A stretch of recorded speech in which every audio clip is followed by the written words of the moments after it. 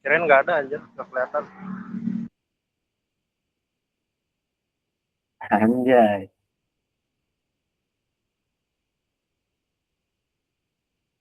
Nah, ya hejo-hejoan. Jadi mana ya hejo-hejoan tuh luhurna? Apa kedengeran? Aya hejo-hejoan teh luhurna eta. Wow, hijau-hijauan, Urang hejo, Cok. polos banget anjir. Eta iya gambar orang, video orang. Oh, iya pemandangan. Lain. Siga siga siga glitch gitu. Aya tuh Besok wajib datang mat lah. Besok. orang tanda daftar. Oh ya, yang lain web3 gas lah besok berangkat. Harus daftar mat, tungguin loh. Kayak habis Yang ini lain juga kalau mau daftar daftar guys.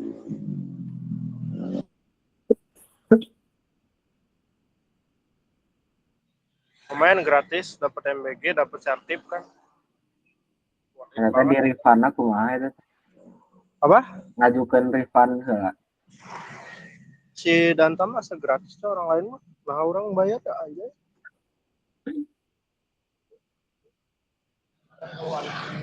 Udah mulai ya. Mulai guys, gas.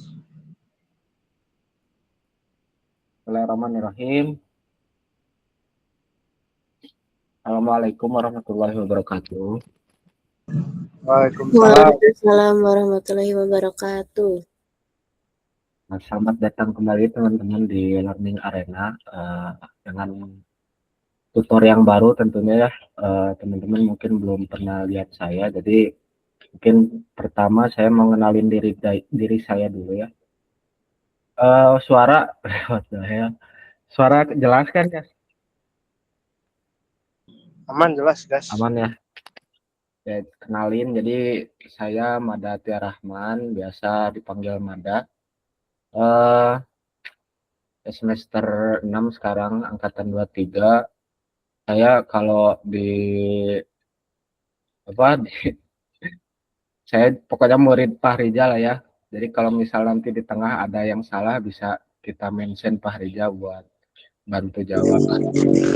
Sejak kapan saya Memang jadi guru Pak SD? Rizal sepuh gitu. Saya nggak punya murid kayak kamu perasaan. Jadi tadi baca ya gitu ya. Jadi Tapi saya di jalan dulu. siap-siap hati. Jadi kali ini kita akan bahas soal React ya guys ya. Eh, Mungkin saya mau tahu dulu deh dari teman-teman. Ini kan ada Atar sama Salwa atau mungkin yang lainnya juga mungkin boleh sambil ini juga ya kalau memang baru. Eh, Teman-teman pernah ngulik nggak soal React ini? Boleh reaction aja mungkin jempolnya atau jempol ke bawah, jempol ke atas gitu. Buat ini aja buat menyesuaikan gitu. Nanti kalau memang Belum sudah Kang, ada yang belum pernah. belajar, gimana? Kalau saya belum pernah nyentuh. Salwa juga belum ya? Belum, Kang. Nah, kalau gitu nanti saya bisa menyesuaikan buat apa lebih ke ya pelan-pelan gitu ya ngejelasinnya. Oke langsung aja ya. Di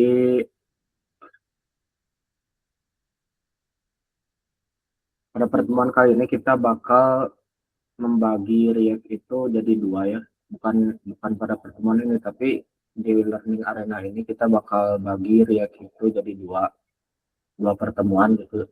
Jadi di sini ada 8 gitu ya. Kita bagi dari 16 submateri kita bagi jadi 88. Untuk React yang pertama kita bakal bahas soal pengenalan React, terus setupnya, environment dari React itu sendiri, terus konsep dasar mengenai komponen JSX dan lain-lainnya gitu ya. Ini mungkin banyak istilah baru yang teman-teman baru dengar ya kalau memang belum pernah belajar ya.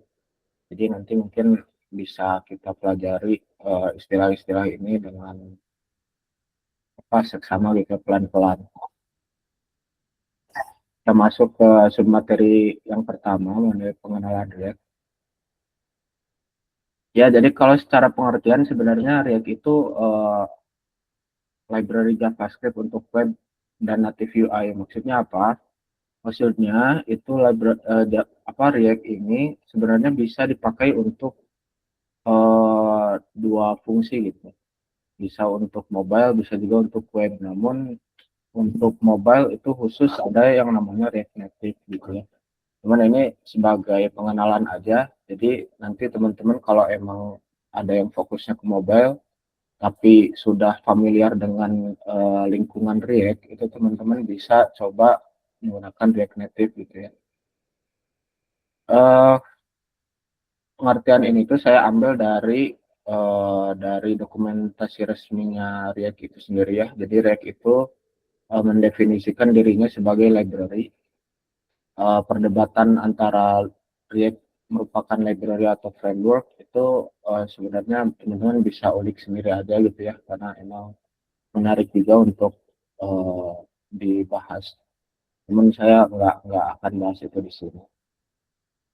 Nah, yang perlu diketahui oleh teman-teman ketika pertama kali belajar React itu adalah bahwa React ini merupakan suatu library yang menangani UI berbasis komponen. Maksud komponen itu apa? Komponen itu kan bisa dibilang suatu entitas yang mengunsuri suatu hal gitu ya. Jadi dalam suatu entitas ada unsur kecilnya bernama komponen. Tapi dalam React ini komponen bukan bukan entitas terkecilnya gitu. Nanti kita akan bahas lebih jelasnya di bagian komponennya ya. Tapi perlu teman-teman ketahui dulu kalau React itu basisnya komponen. Nah, untuk tahu alasan kenapa teman-teman mesti belajar React, teman-teman bisa lihat di sini ada beberapa poin yang saya mungkin simpulkan gitu ya dari banyaknya media yang ada gitu yang mengatakan kelebihan React gitu. Di sini ada yang pertama UI lebih interaktif. Kenapa UI disebut di sini lebih interaktif daripada dengan menggunakan JavaScript vanilla misalnya atau framework lain gitu ya. Tapi sebenarnya nggak apple to apple ya kalau misal kita coba bandingkan, karena memang setiap library atau framework juga punya punya fungsinya masing-masing, punya kelebihan masing-masing. Jadi ya sebenarnya ini itu dibandingkan dengan JavaScript vanilla gitu ya. Kenapa React itu UI-nya lebih interaktif? Karena pada React itu ada yang namanya state, teman-teman. Dengan state itu kita bisa mengubah UI berdasarkan perubahan data. Jadi kalau misal datanya berubah, di UI-nya juga bakal ikut berubah. Tergantung input penggunanya, misal input pengguna ngeklik sesuatu sehingga data pada state itu bertambah misalnya, itu bisa mengubah si UI-nya. Terus yang kedua dari usable komponen. Jadi si komponen ini tuh teman-teman memungkinkan teman-teman tuh nggak perlu bikin UI yang sama berkali-kali gitu. Misal teman-teman punya navbar gitu ya, punya komponen navbar. Navbar tuh tahu kan ya yang di atas navigasi. Nah, navbar ini kan ada di setiap halaman gitu ya. Jadi teman-teman kalau di React itu nggak perlu teman-teman buat satu-satu di setiap halamannya. Tapi teman-teman tinggal definisikan aja komponen navbarnya, terus buat satu kali, terus nanti tinggal teman-teman sesuaikan aja dengan kebutuhan dari tiap halamannya. Nanti kita akan lebih lanjut membahas soal conditional renderingnya di slide selanjutnya gitu ya.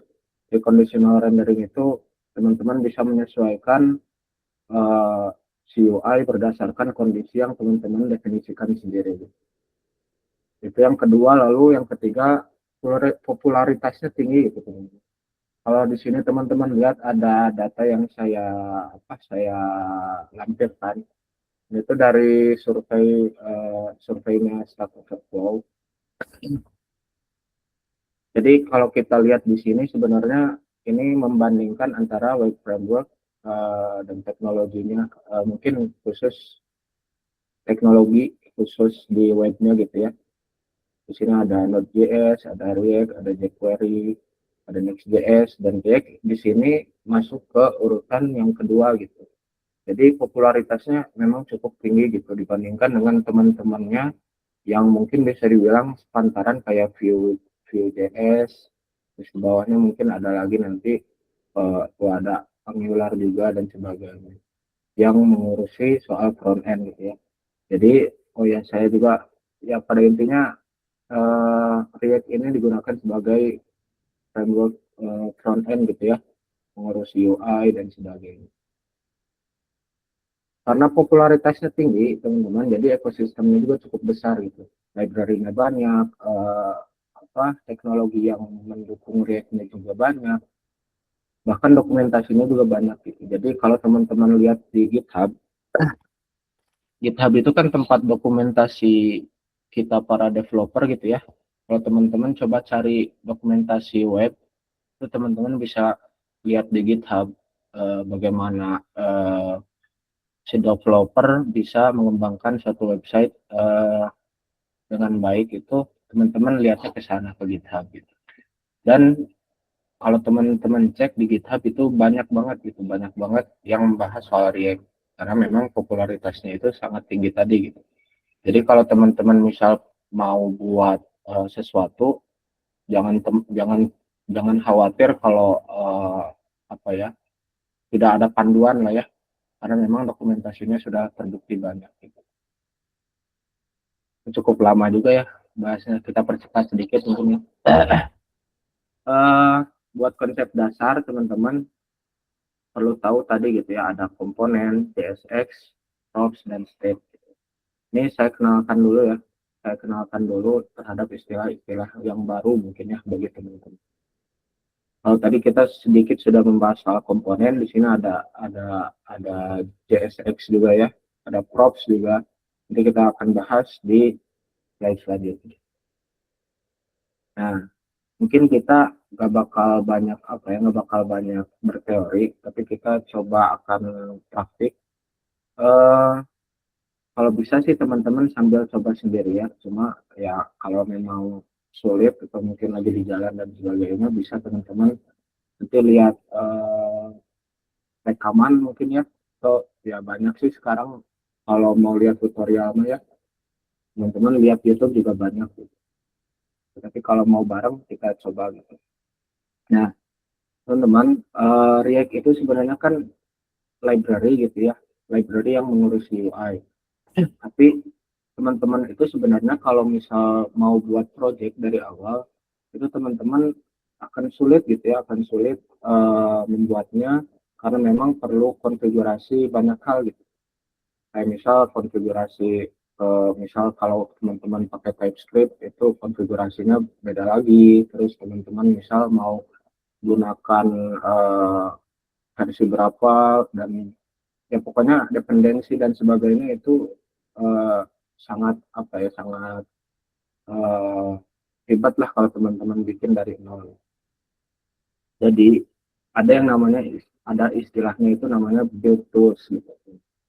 Nah, build tools ini teman-teman ya, ada untuk mempermudah kita gitu, mempermudah kita sebagai developer untuk memulai suatu project teman-teman.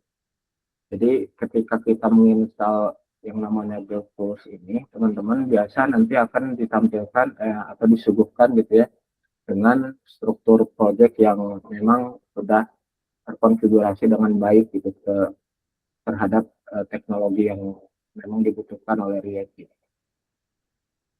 Nah, di sini ada beberapa yang saya sebutkan ya, ada Vite, ada CRA atau TimeStack gitu ya. Ada 3. Namun yang sekarang memang populer dipakai oleh umumnya developer gitu ya, developer React, itu adalah Vite gitu. Ini logonya.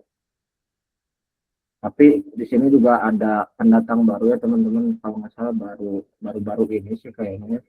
Dan Stack juga baru ngeluarin framework buat beberapa teknologi kayak React, Vue dan lain sebagainya.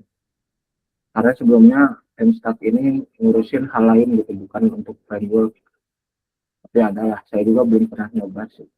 Jadi ya kita akan fokus ke fight-nya gitu ya, dari. Nah, ini untuk instalasinya, tapi teman-teman gini, sebelum teman-teman bisa melakukan instalasi ini, teman-teman harus memastikan teman-teman udah install Node.js, terus teman-teman sudah konfigurasi npm-nya. npm itu Node Package Manager gitu ya. Jadi ini yang ngebungkus semua dependensi atau ya yang membantu kita lah di dalam proses penginstalan si file-nya itu sendiri. Tapi sebenarnya nggak cuma file doang gitu, karena ini kan sifatnya runtime ya. Node.js itu adalah lingkungannya, kalau teman-teman lihat mungkin ya, kita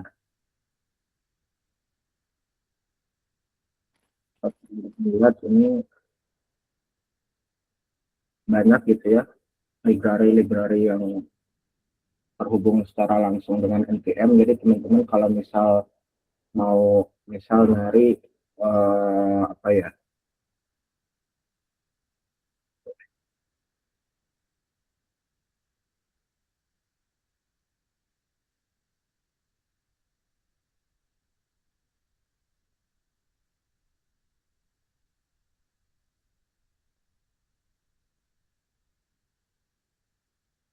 lama ya. So, kita ini aja sih, langsung aja ya. Jadi terkait dengan penginstalan Node.js atau npm, teman-teman bisa cari sendiri ya di YouTube, karena kita coba fokuskan ke React-nya gitu ya.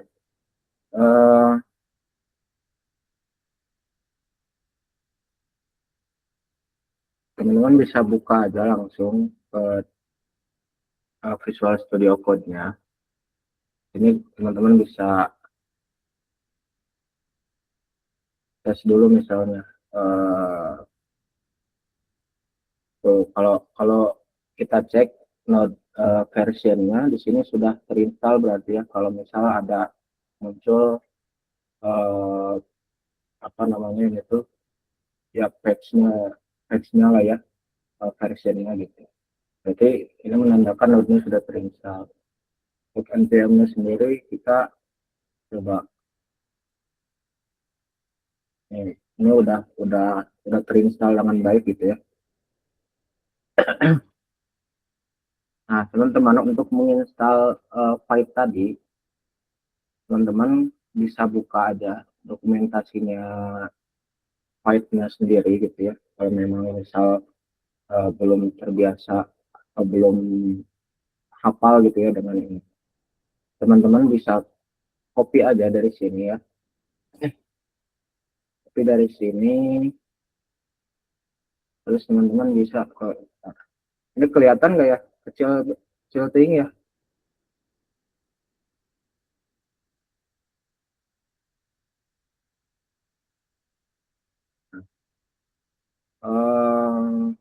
Tadi kita sudah copy ya, tinggal kita paste aja di sini. Jadi ini tuh maksudnya adalah menginstal file dengan versi terbaru gitu. Kita coba enter aja.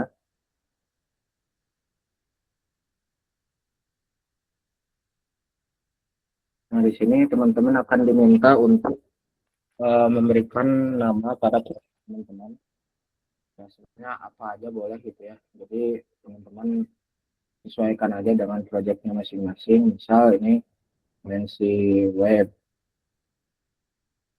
Nah, sini teman-teman akan diberi pilihan gitu. Jadi file itu nggak cuma menangani React doang ya teman-teman. Tapi bisa untuk vanilla JavaScript sendiri, bisa untuk Vue, termasuk untuk React gitu. Nah, di sini kita akan pilih React karena memang kita sedang belajar React gitu ya. Kita pilih React, teman-teman bisa pakai TypeScript nanti, karena memang saya lupa kemarin Farida sempat bahas nggak ya, Jadi JavaScript itu punya sifat yang namanya weakly typed language gitu. Jadi si tipe datanya tuh lemah gitu teman-teman. Apa ya dibilangnya labil mungkin ya. Karena memang eh, teman-teman kalau misal menemukan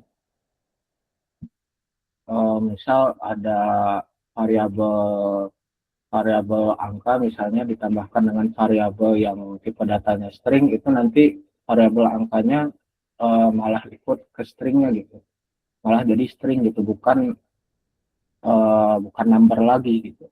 Dan itu pun di apa ya di disetujui gitu oleh si JavaScript-nya gitu, nggak ada peringatan sama sekali gitu.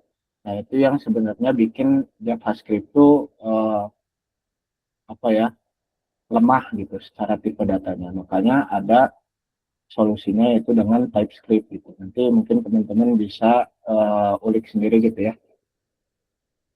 Jadi teman-teman pilih JavaScript, terus install with npm and start now. Kita tinggal tunggu aja.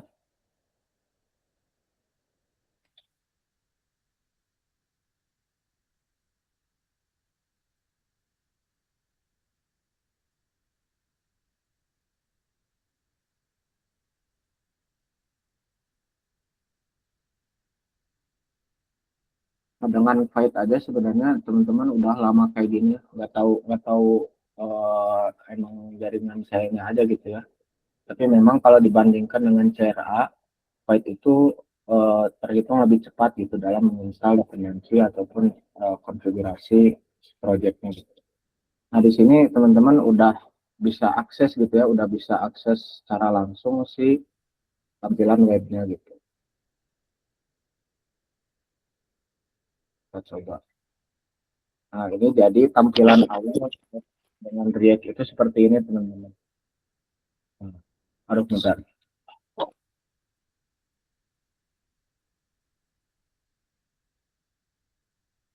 Oh, ini jadi gini, bentar.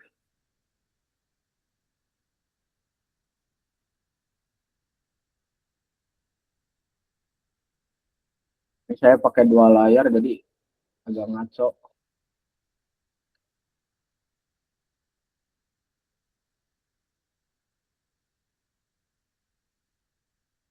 Nah, jadi ini tampilan pertamanya gitu ya saat teman-teman menginstal React dengan Python. Terus teman-teman bisa lihat di sini ya. eh,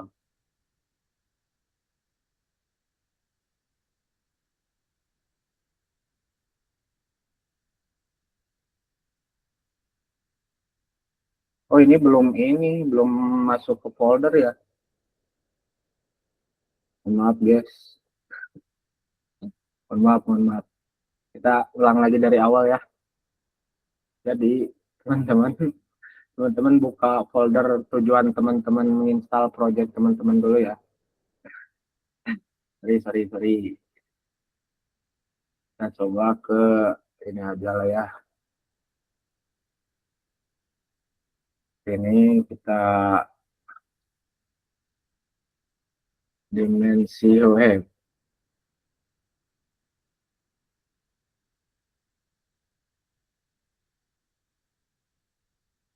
Kita pilih dulu foldernya ya. Terus kita lakukan install seperti tadi gitu ya.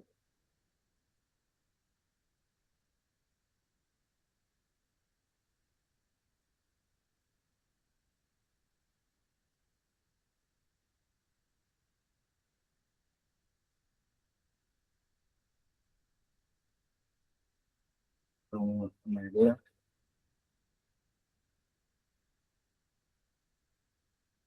Jadi kayak tadi ya, kita install dengan menggunakan komen seperti ini gitu. npm create fight at latest gitu. Ini aja, coba percepat.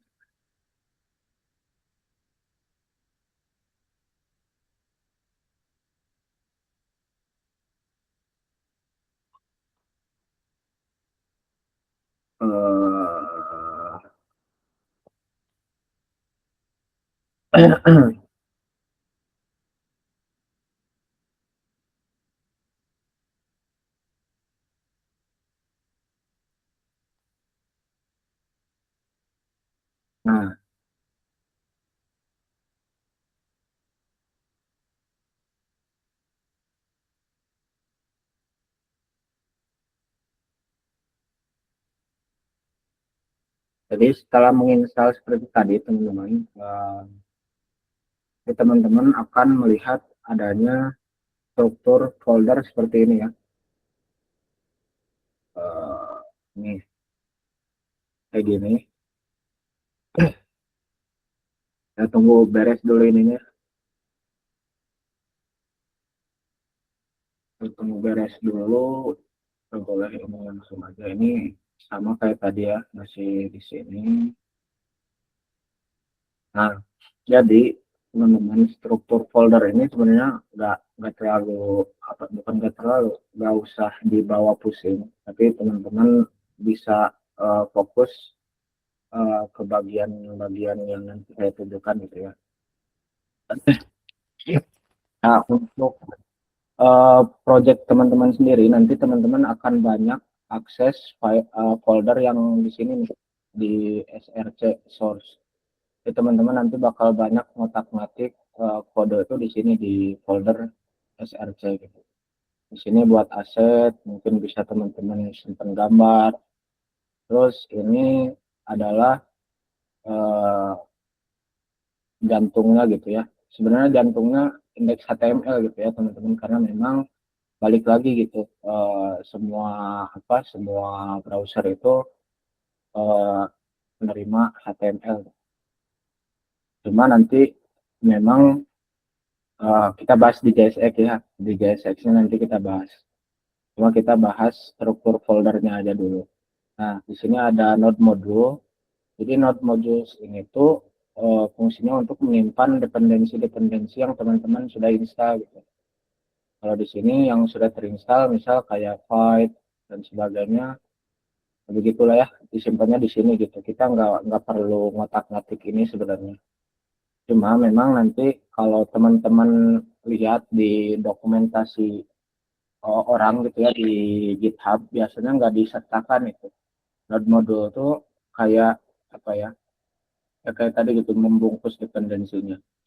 Ketika teman-teman pull repository dari GitHub orang lain, misal, kan itu nggak ada node modulesnya ya, atau kita langsung praktekin lah, kita hapus gitu ya, kita hapus.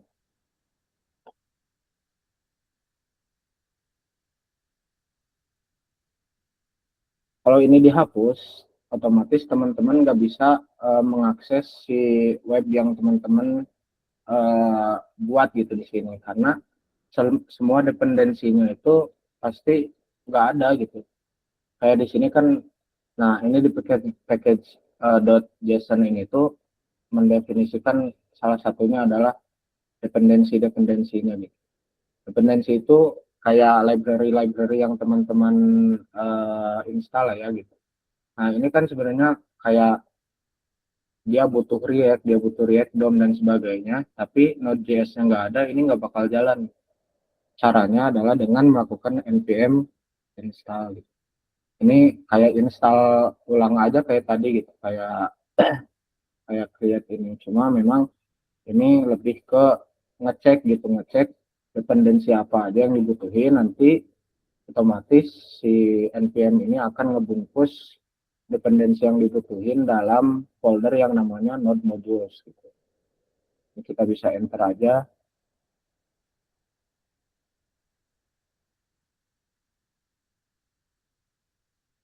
Error ya. Oh ini belum dipindahin directory-nya. cd dimensi belum kelihatan lagi. Dimensi web. Nah, jadi teman-teman harus memastikan si directory-nya itu mengarah ke folder yang package.json itu ada gitu. Jadi ini kita bisa hapus aja sih. Ini karena tadi aja salah gitu ya. Nah, kita bisa lakukan npm install di sini. npm install.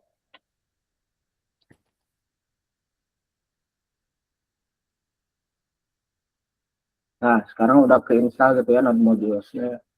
Jadi teman-teman sekarang udah bisa mengakses di apa sih di project teman-teman. Ini masih dalam proses penginstalan, kita tunggu aja.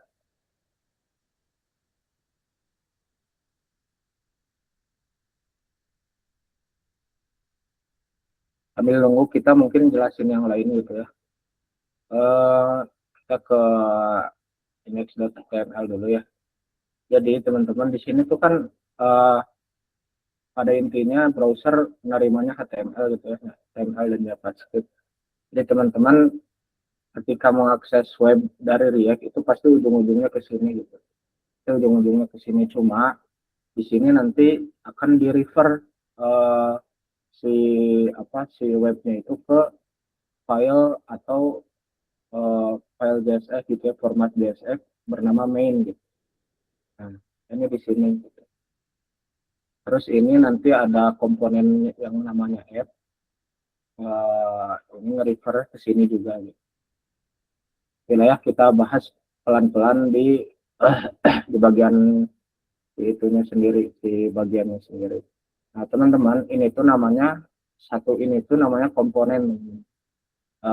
Untuk aturannya sendiri, komponen itu harus kapital, diawali huruf kapital gitu. Kayak ini misalnya ya. Terus kita coba bahas lagi aja yang tadi ya.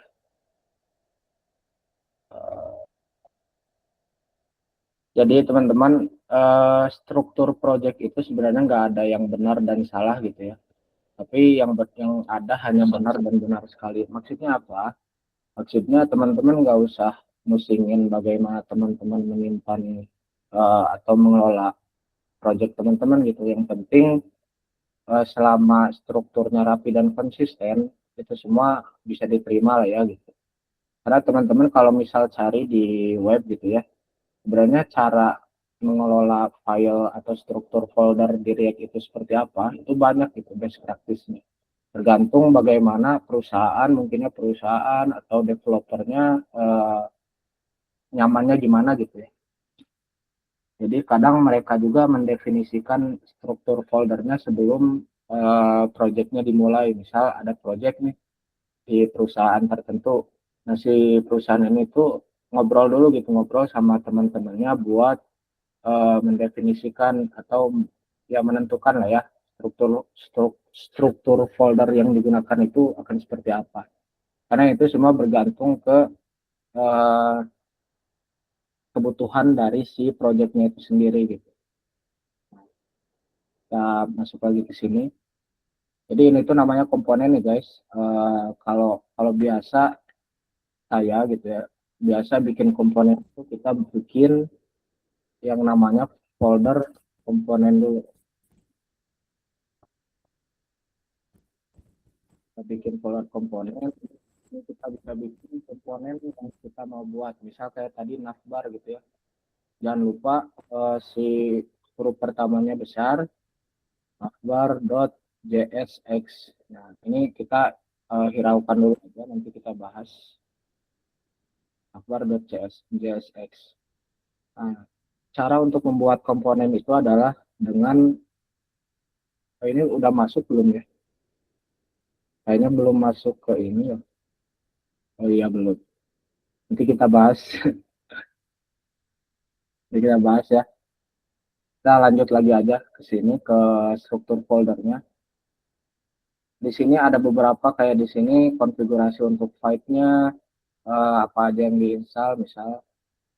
Terus ya tadi ini ada package.json di mana dependensi yang dibutuhkan semua tertera di sini. Misal kayak React ini yang kita install tuh versi berapa sih gitu ya. Di sini kelihatan gitu. Terus di sini misal apalagi yang mau dijelasin, git ignore ini teman-teman tahu nggak ya? Jadi git ignore ini akan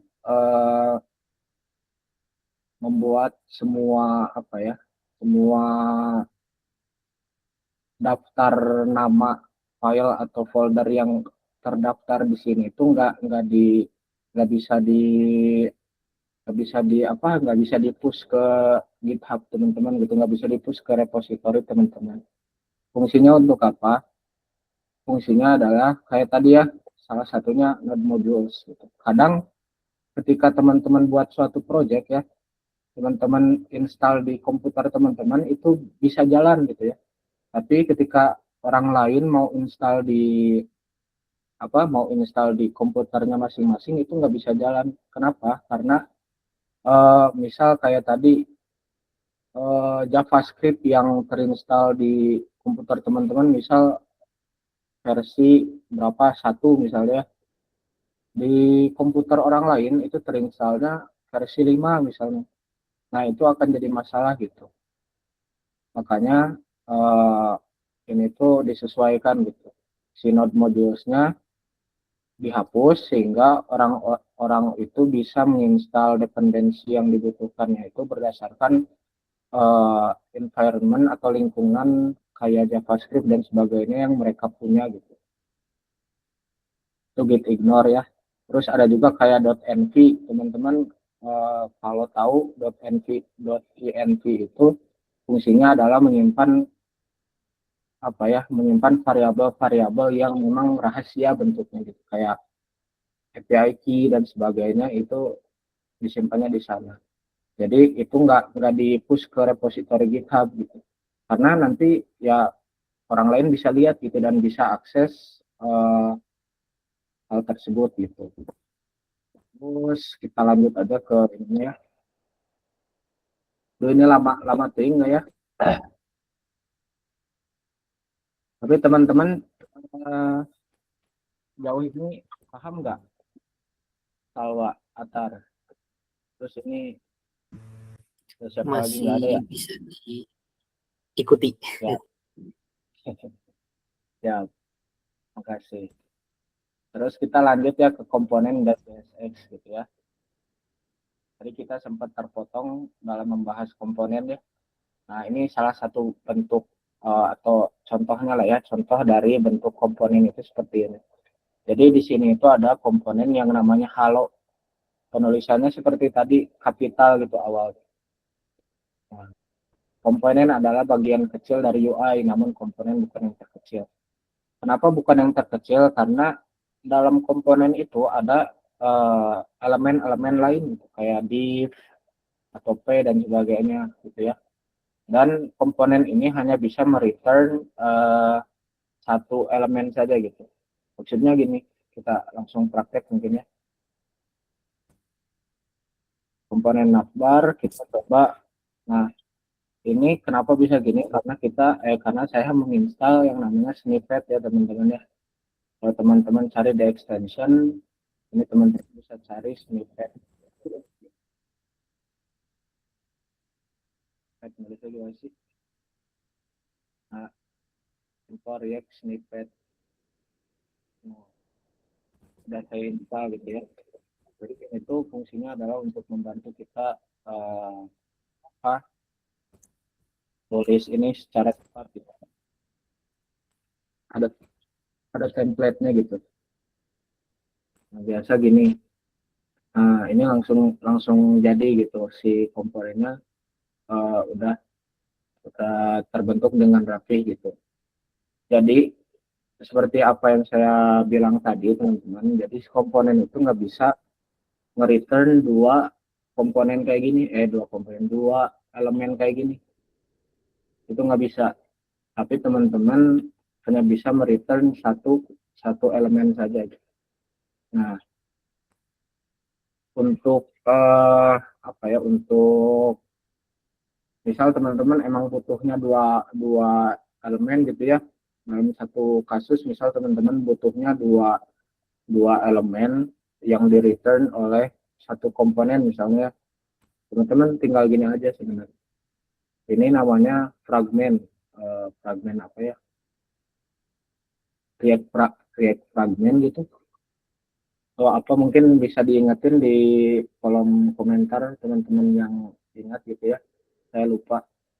Jadi ini tuh fungsinya ya sebenarnya sama aja gitu, cuma sama aja kayak gini, sama aja kayak div, cuma ini emang nggak didefinisikan dan nanti nggak bakal berpengaruh ke UI-nya gitu. Kalau kita mendefinisikan kayak gini, teman-teman itu nanti akan berpengaruh ke UI-nya ya, maksudnya jadi punya pembungkus yang baru gitu. Sedangkan kalau ini nggak bakal membungkus apa-apa. Ini cuma salah satu cara untuk membuat komponen itu punya banyak elemen. Misal teman-teman mau buat dua komponen dalam satu ini bisa tuh. Kalau sekarang bisa, kalau tadi kan nggak bisa ya. Ini nggak bisa error. Jadi ya salah satu untuk mengakalinya itu adalah dengan seperti ini. Gitu. Itu untuk pembuatan komponen.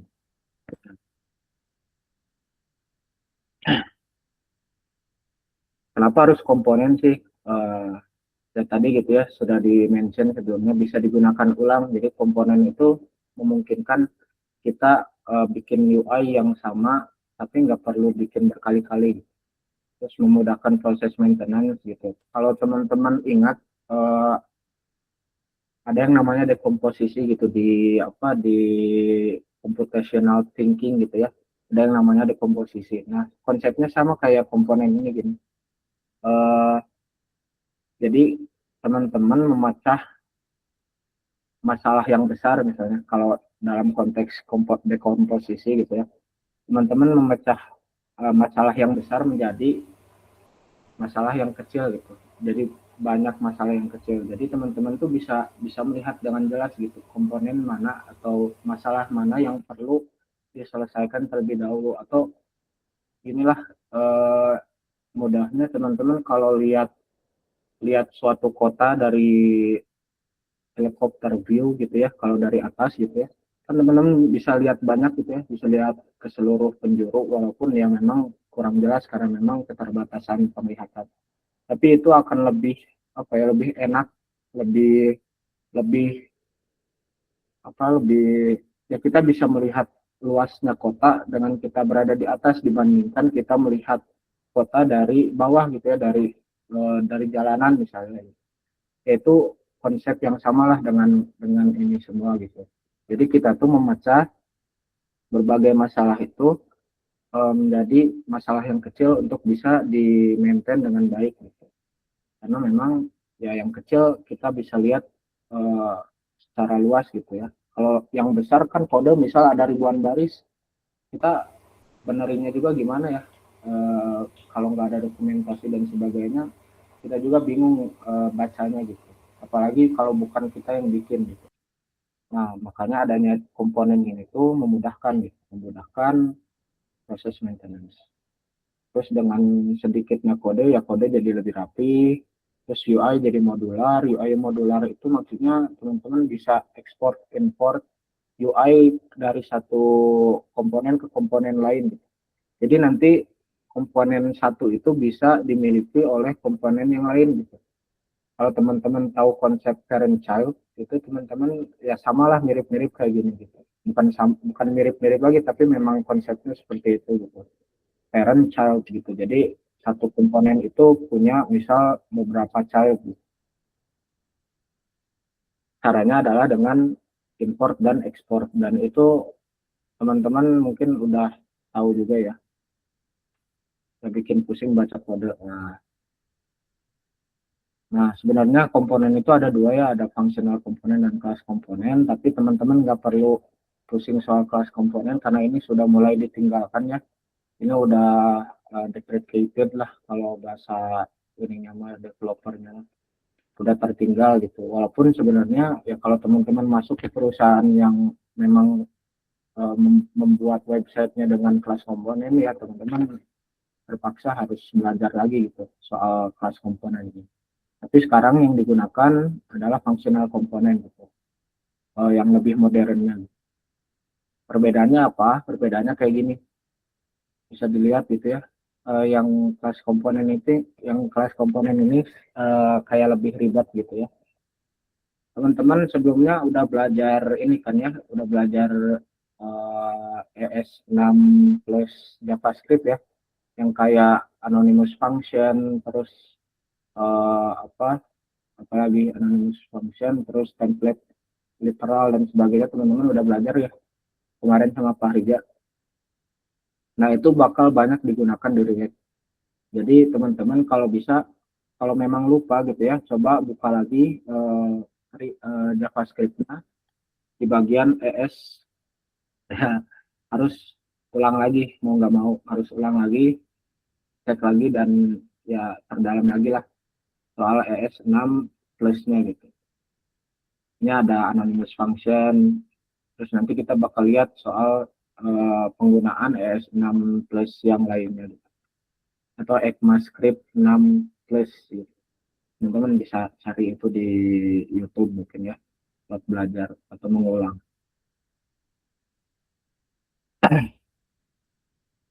Ya, begitu ya, jadi fungsional komponen yang sekarang lebih banyak digunakan gitu, udah lebih modern lah ya.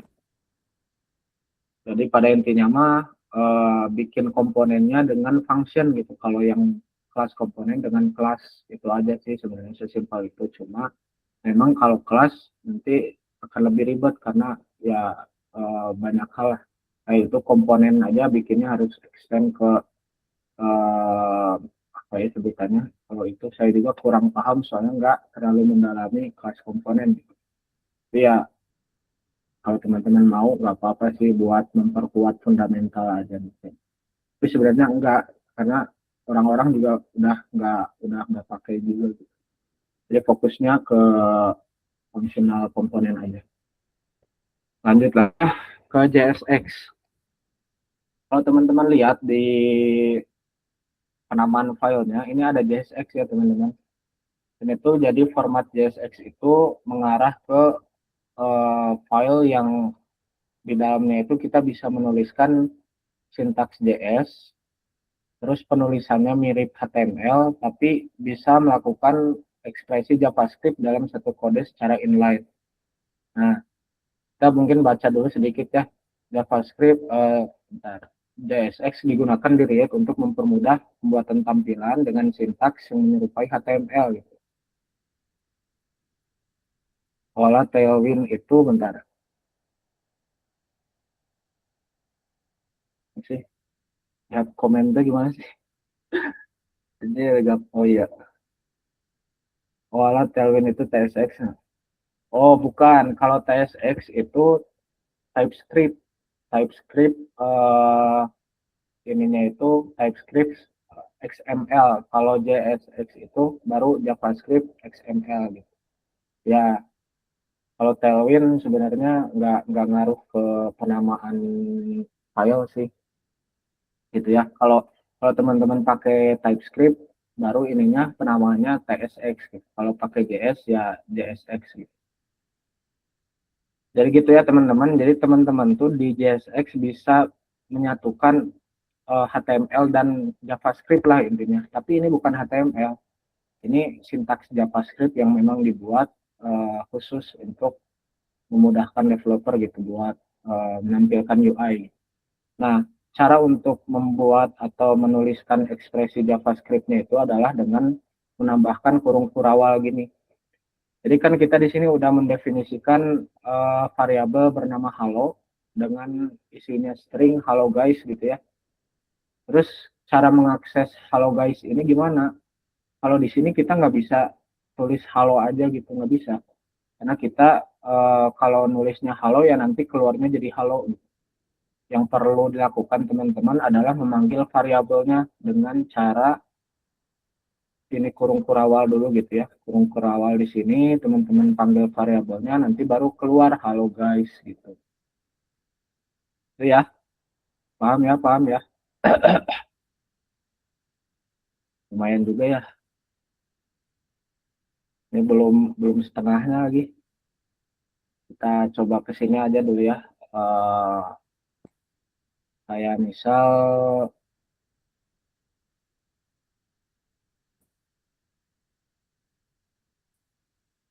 ini kan saya hapus ya, berarti nanti tampilan di webnya udah berubah gitu ya. Jadi kan kalau teman-teman ingat tadi ini merefer ke main.js, main.jsx, terus ini main.jsx ini punya komponen app gitu. Atau main.jsx ini membungkus komponen app. Jadi yang dieksekusi adalah app di sini. Jadi kalau misal saya giniin,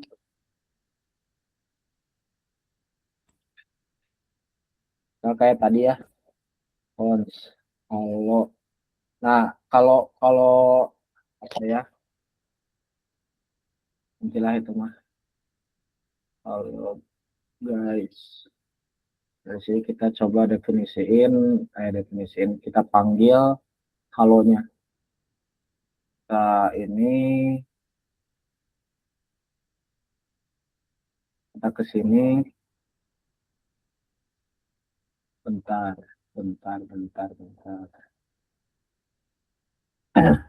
Oh, belum di run ya? Iya, belum di run. Nah, kalau teman-teman mau mengakses webnya, kayak tadi ya, npm run dev. Udah dibahas belum ya? Belum ya? Jadi di sini, kalau teman-teman lihat, ada eh, buat dev, ada buat development, ada buat build, ada buat nanti start mungkin ya teman-teman kalau udah deploy. Ini tuh fungsinya ya kayak tadi gitu, kalau misal mau run si webnya untuk tujuan development ya teman-teman npm run dev gitu ya. Kalau untuk build npm run build, kalau start npm run start gitu. Kalau npm start ya saya lupa lagi, mungkin nanti itu bisa teman-teman ulik lagi. Nah ini keluar halo guys gitu. Beda kalau misal teman-teman ininya kayak gini. Beda kalau teman-teman manggilnya kayak gini. Ini gak bakal keluar halo guys. Tapi yang keluarnya halo. Jadi untuk mengakses ekspresi JavaScript itu teman-teman perlu yang namanya kurung kurawal kayak gini. Ya. Mungkin buat atau nanti aja ya. Ya aja deh. Ini kita lanjut lagi. Dan JSX. Itu ya. Di JSX itu gampangnya HTML sama JS digabungin lah ya. Terus buat mengakses JS-nya kita pakai kurung kurawal gini. Nah, yang dimaksud HTML dan JS digabungin itu di bagian return-nya ya di sini. Kalau di sininya mah teman-teman masih bisa menggunakan ekspresi JavaScript dengan bebas ya. Kita ke state dan props. Ini jam berapa? Guys ya, selama ya. Aman kan? Kita mulai ke state ya.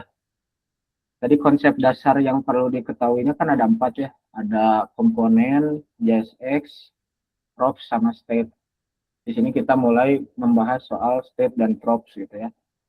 State itu apa sih teman-teman? Jadi sebenarnya state itu adalah penyimpanan lah ya. Bisa dibilang penyimpanan. Dimana penyimpanan ini sifatnya internal gitu ya. Cuma ada di lingkungan React-nya doang. Terus fungsinya untuk menyimpan nilai yang bisa berubah dan mempengaruhi tampilan UI. Jadi pada intinya si state ini bisa menyimpan nilai, mau itu number, mau itu string, mau itu apa, boolean, mau itu function gitu ya. Itu semua bisa, atau objek gitu ya. Objek, array itu semua bisa gitu. Dan ketika berubah itu bisa mempengaruhi tampilan UI.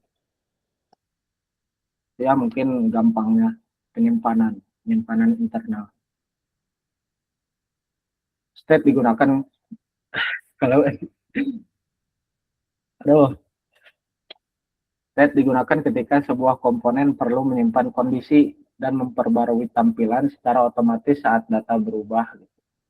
Jadi kalau teman-teman mau bikin tampilan yang dinamis, jadi kalau dinamis itu kan misal data berubah, tampilan juga berubah. Kalau statis ya datanya kita definisikan secara permanen gitu. Kalau kita mau ubah ya kita harus hapus, kita harus ganti.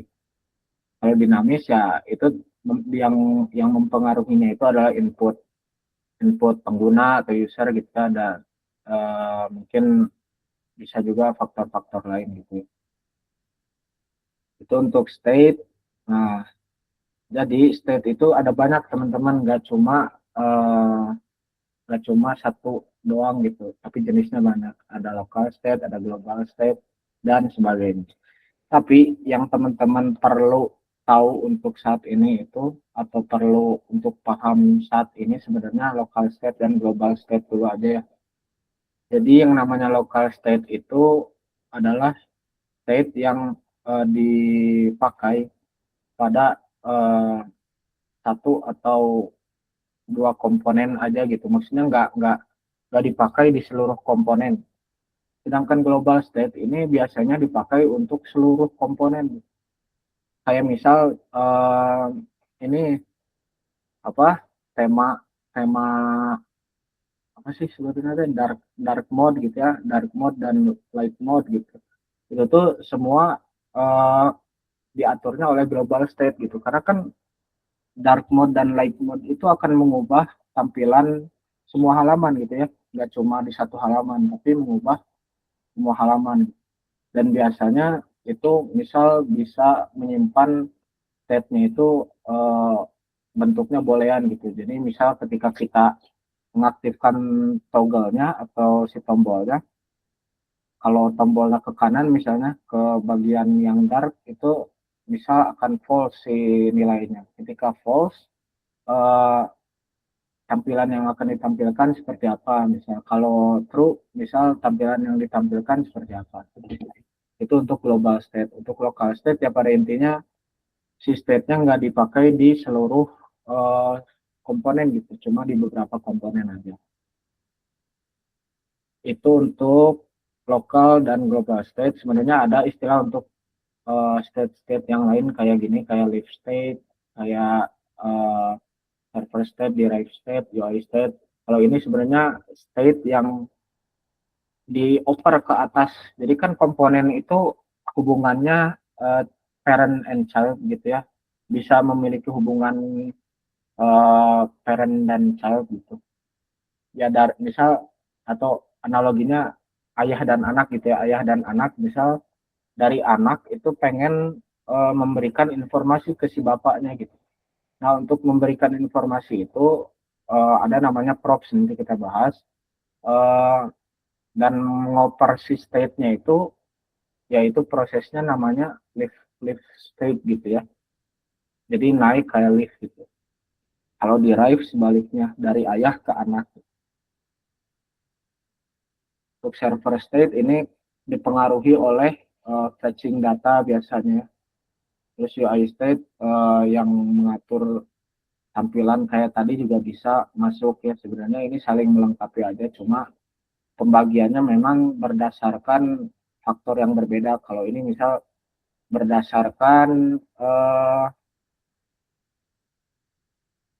berapa komponen yang memakainya, misal kalau lokal dan global gitu. Kalau live dan derive itu berdasarkan ngoper ke atas atau ngoper ke bawah gitu ya si datanya dan sebagainya gitu ya. Nah, kita lanjut ke props. Ini di props itu jadi data yang tadi mau dikirim ke atas atau data yang mau dikirim ke bawah itu cara dikirimnya itu adalah dengan menggunakan props. Props itu apa sih? Props itu bisa dibilang apa ya? Paket lah ya, paket gitu dari komponen satu ke komponen lainnya. Dan paket ini tuh isinya data gitu, isinya mau itu string, mau itu number, itu semua bebas gitu ya. Udah baca sedikit mungkin ya. Props digunakan untuk mengirim data dari komponen parent ke komponen child agar komponen bisa digunakan ulang dengan data yang berbeda. Data props dikirim boleh diubah. Nah, jadi data props itu tidak boleh diubah oleh komponen penerima. Misal komponen, jangan lihat ini dulu ya, nanti kita bahas. Misal komponen, misal ayah gitu ya, ayah ngasih uang 100.000 ke anaknya gitu. Ngasih anaknya itu bukan ngasih tapi nitip gitu ya, nitip uang ke anaknya. Ngasih anaknya itu nggak boleh ngurangin 100.000-nya ini gitu. Kayak objek lagi ya, jadi bisa dipakai kemana-mana. Objek itu kan masuknya tipe data ya, Atar. Kayak string, kayak number, kayak boolean. Jadi sebenarnya props itu ya bentuknya bisa objek, bisa string, bisa array. Itu tipe data JavaScript itu ya objek itu bagian dari tipe data JavaScript gitu. Jadi ini tuh props itu paket isinya data yang tipe datanya bisa objek, bisa array, bisa string, bisa number dan sebagainya gitu ya. Semoga paham. Itu. Terus tadi lanjut sampai mana? Oh ya, si anak itu kan dapat titipan dari ayahnya gitu ya, nggak boleh mengurangi data atau mengurangi uang sepeser pun gitu ya. Kan dititipin 100.000 nih, si anak nggak boleh ngejajanin 100.000-nya gitu. Itu aturan yang berlaku di React gitu ya. Jadi data yang dikirimkan oleh parent-nya kepada anaknya atau sebaliknya, sebenarnya komponen pengirim dan komponen penerima itu eh, yang nggak boleh diubah oleh si komponen penerimanya gitu, cuma bisa diubah oleh komponen pengirimnya. Nah, kita langsung contohkan aja mungkin ya. Ini sebenarnya biar lebih mudah aja ya, saya coba install beberapa. Jadi di React itu teman-teman belum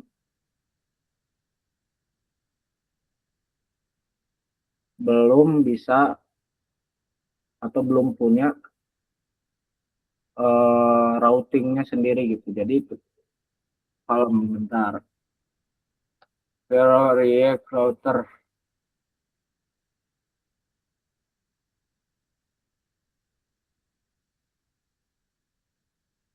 Oh, npm install React router. Jadi di React itu belum punya routingnya sendiri gitu. Jadi routing tuh kayak misal mau nempatin halaman di misal domainnya WinXGD gitu ya.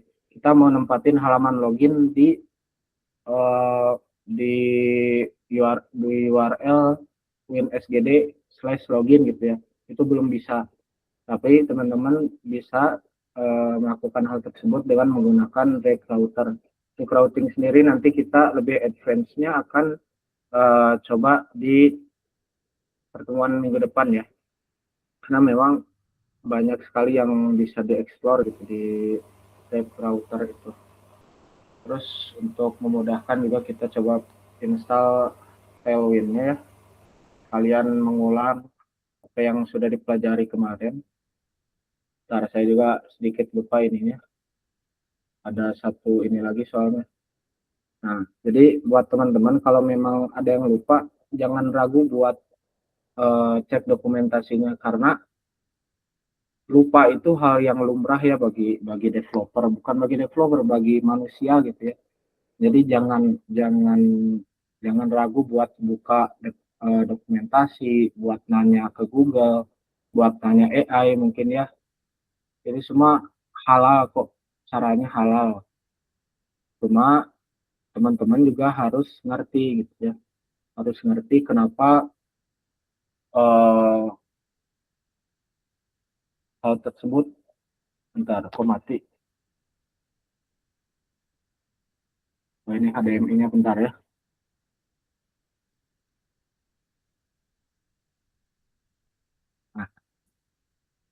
Nah, ini kita install aja. Ini singkatan buat install ya. Jadi kalau teman-teman mau install library, install apa segala macam, itu pakai npm install terus sebutkan si dependensi yang teman-teman mau install gitu, atau library yang teman-teman mau install. Ini kita tunggu dulu, terus nanti kita konfigurasi di sini. Ini terus.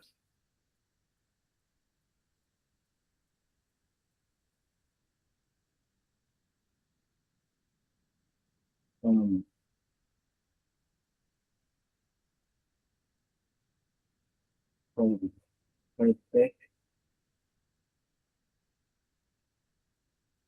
Nah, cara instalasi Tailwind di React itu atau di Vite, caranya adalah dengan menginstal terlebih dahulu ya teman-teman kayak gini. Terus teman-teman bisa konfigurasi dulu, di sini ditambahin Tailwind CSS-nya. Jangan lupa import juga. Import juga, kalau nggak diimport ini nggak bisa jalan gitu, karena bingung gitu Tailwind CSS ini merujuk ke kemana gitu. Setelah itu teman-teman bisa, ini bisa dihapus aja ya. Kalau kita sebenarnya nggak butuh gitu ya, kalau pakai Tailwind. Terus kita bisa gini, hapus aja. Harus pencet ini.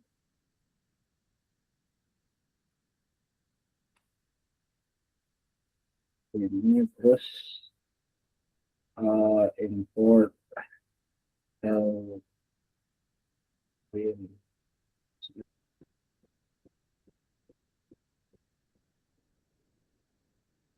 Nah, saya juga lupa nih. Kalau gini, kalau lupa cek lagi gitu kan enak gitu ya. Tuh, kurang itunya, kurang eh ininya. Nah, jadi jangan lupa kalau apa namanya, ya buka dokumentasi lah ya, dokumentasi. Nah, terus di sini kita bisa, atau ini buat routingnya teman-teman nggak usah hirauin dulu ya. Ini biar lebih mudah aja saya ininya, nggak usah routing.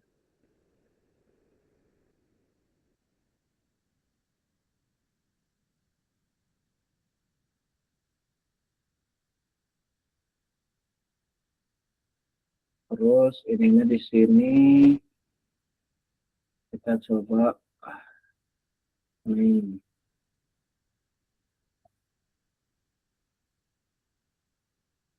Cara buat si itunya kayak gini. Kita bungkus dulu dengan routers, clouds, iniin, terus kita gini, kayak gini. Tinggal didefinisiin nanti scriptnya mau apa gitu. Misal ini kita mau bahas soal tadi props ya. Kita mau bahas soal props, terus elemennya ini merefer ke apa? Elemen ini merefer ke komponen yang teman-teman maksud gitu. Misal teman-teman punya komponen props tadi. Ya, ini di import, di ekspor dulu, terus nanti di sini teman-teman bisa akses props. Nah, penulisannya gini ya, buat akses komponen teman-teman penulisannya gini, jadi sama kayak tag, cuma slashnya di belakang gitu, sama kayak tag. Terus ini diimport dari folder komponen dari file props gitu ya. Jadi tinggal kita buat aja di sini gitu ya. Kalau tadi contohnya soal counter ya kayaknya, tapi kita nggak bakal buat yang susah-susah dulu ya. Jadi kita coba buat lagi ini apa, ininya besar, JSX, C. Jadi caranya itu adalah dengan ini teman-teman, dengan menyimpan kayak gini deh. Jadi kita mau nampilin string kayak tadi halo guys gitu ya. Di sini kita definisiin dulu propsnya halo gitu ya. Kalau sebenarnya props itu ya objek sih, benar ya tadi dibilangnya props itu memang bukan kebanyakan, tapi memang returnnya itu adalah objek gitu. Jadi kalau misal si halo itu punya punya sesuatu di dalamnya gitu, punya properties lagi di dalamnya, nanti diaksesnya gini. Halo misal ada apa di dalamnya gitu ya. Nanti kita coba deh. Terus kita coba akses halo ini dari sini. Ini kalau diakses halonya itu belum punya siapa-apa. Cara mendefinisikan halonya itu bagaimana? Caranya itu adalah dengan kita panggil dulu di sini. Di apanya kita panggil apa? kita gini, terus kita isi halo itu mau apa? Halo guys. Nah, jadi cara untuk mengakses atau mengset si props itu caranya gini guys. Caranya gini gitu. Kayak atribut kalau teman-teman tahu kan, kayak misal bikin ID dan sebagainya, itu kan caranya gini ya, di tag gini. Nah, kalau props juga sama gitu, pembuatannya gini. Nanti kalau propsnya banyak, misal butuh datanya banyak, misal lagi nama misalnya ya, nama terus kita tinggal kirim lagi aja gitu di sininya. Nah, nama sininya kita tulis Mada misalnya gitu ya. Nanti yang dikirim itu nanti bisa diatur di sini, atau kita manfaatkan gitu di sini. Kita bisa manfaatkan jadi halo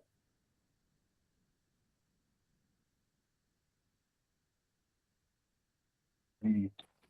Kalau gini nanti keluarnya bakal jadi halo halo guys. Kalau tadi ini ya halo halo Mada, nanti keluarnya jadi halo Mada gitu.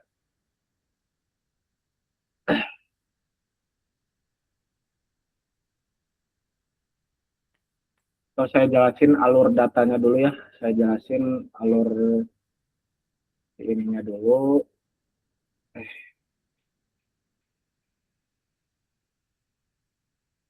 Nih, saya jelasin ininya dulu. Jadi kan komponen itu punya hubungan ayah dan anak gitu ya, orang tua dan anak. Home ini kalau di sini ya, atau kalau kita konteksnya tadi gitu ya, si home ini adalah props tadi ya, nama komponennya props. Terus si props itu kan tadi di bawahnya ada, atau mengakses komponen apa gitu ya. Nah, si props itu mengirim data melalui props. Aduh, ini jadi ini ya. Ke parent dah, parent. Ini apa benar ya? Child lah. Child. Si parent mau mengirimkan data ke child gitu ya. Caranya dengan props tadi. Jadi di parent ini mengirim data kayak tadi halo sama nama, itu dikirim ke child. Nanti si data-data ini tuh bukan cuma bisa diakses sama child, tapi bisa diakses oleh semua anak si parent ini gitu. Jadi kalau di sini ada anak kedua, child 2 misalnya, ini juga bisa ngakses halo sama nama itu gitu ya. Itu bisa diikutin nggak? Penulis style kayak di HTML kalau mau pakai style CSS. Bisa, bisa kalau pakai CSS itu bisa juga inline. Tapi saya seringnya pakai biar enak. Cuma teman-teman mau cari tahu sendiri biar kan aja sebenarnya sih. Kita lanjut ke, oke, masih bisa dipahami nggak soal ini? Insya Allah, Dan Kang. bisa ya.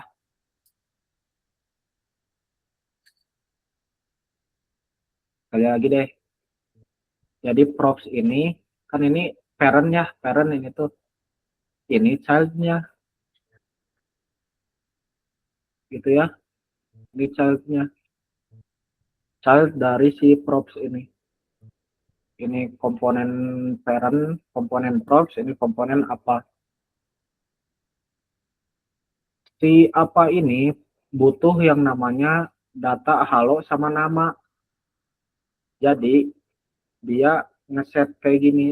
Caranya di set dulu kayak gini, terus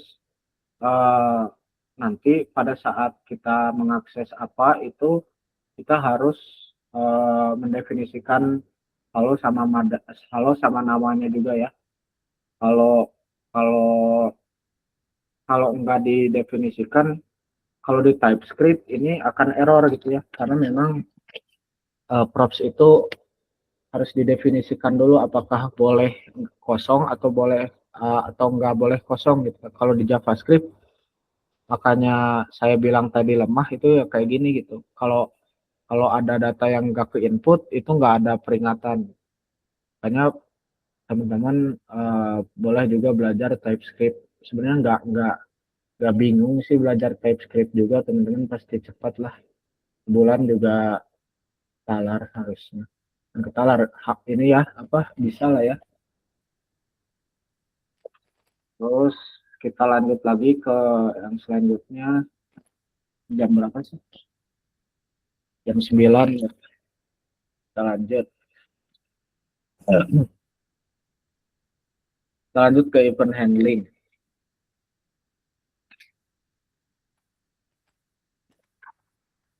Jadi teman-teman, event handling ini sebenarnya nggak asing ya. Teman-teman juga pasti pernah dengar di JavaScript gitu ya.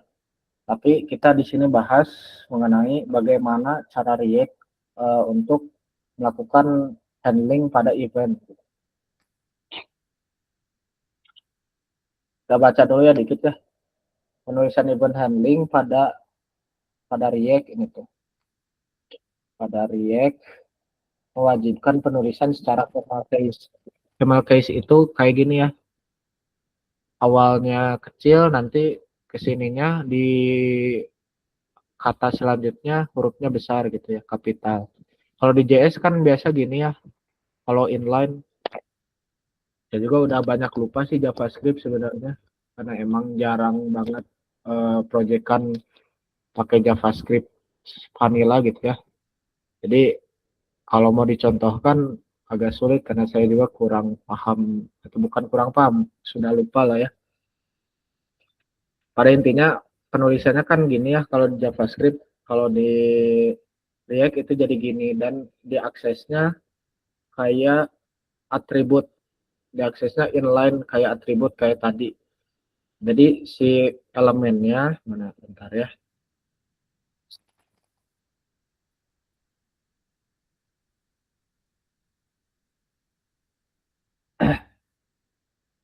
Jadi kan event handling itu banyak ya teman-teman, nggak cuma on click doang. Ada apa aja, ada on key down, ada segala macam lah ya. Ada on change dan sebagainya gitu ya. Tapi kita contohkan coba lewat button aja. Nah, ini caranya gini. Jadi button itu bisa punya atribut bernama on click gitu, dan on click ini merupakan event gitu. Event event ya, cara ya, maksudnya ini penulisan kayak gini tuh maksudnya adalah bagaimana atau apa yang ingin dihandle ketika button ini diklik gitu. Nah, ini isinya harus function, harus fungsi gitu, nggak bisa yang lain. Nah, untuk uh, mencontohkan gitu ya, kita coba buat di sini. Anda klik.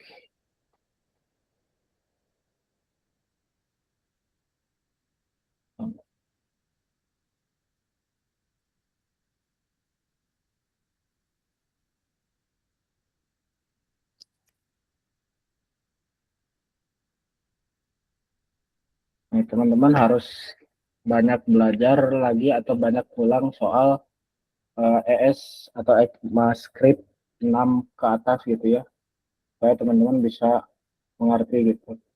Paling kita di sini akan handle aja kayak gini. Halo, klik. Nah, jadi si button ini saya set ketika button ini diklik itu akan memunculkan alert yang tuliskan halo gitu. Ini kan kita udah set ininya, udah set si routernya. Jadi kita sekarang bisa punya halaman props.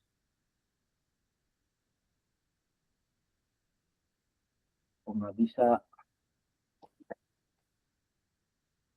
Nah, ini belum di ini lagi ya. Jadi kalau mau diakses harus di npm run dev dulu, harus di run dulu.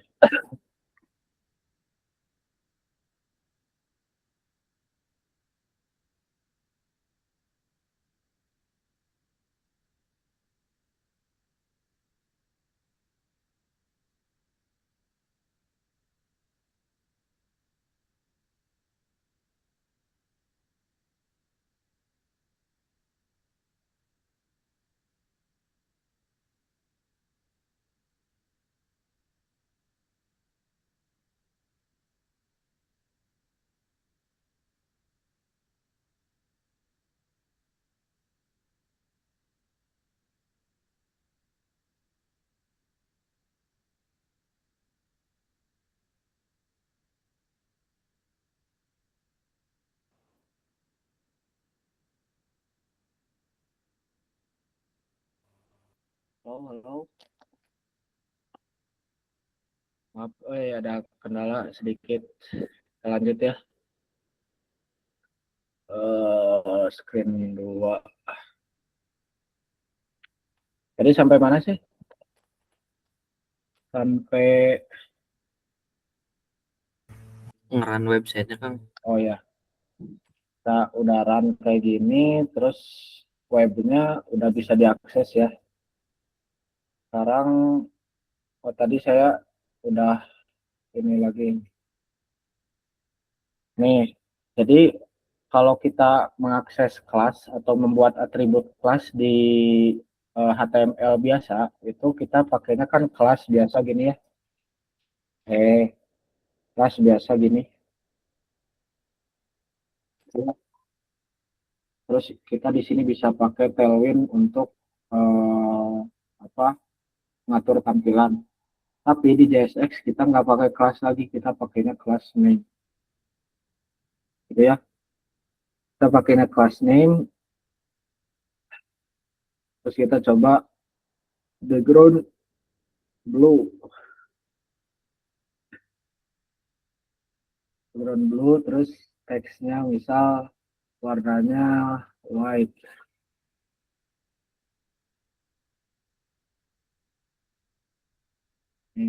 Ini ya, ada di sini ya. So, kita ini dulu deh biar enak jelas.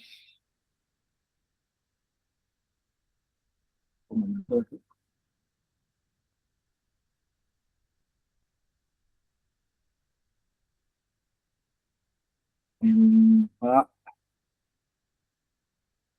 kunaon itu? Pak, likes. Ya fokusnya ke ini aja ya, ke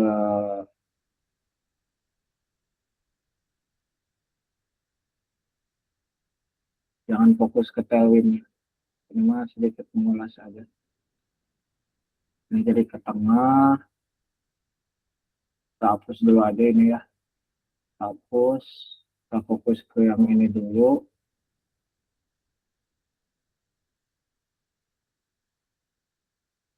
Nah, ketika ini diklik, nah keluar alertnya gitu ya. Karena tadi saya sudah menghandle eventnya itu dengan cara seperti ini. Sebenarnya teman-teman bisa handle secara langsung di sini yang ngisi fungsinya di sini ya. Caranya adalah dengan seperti ini.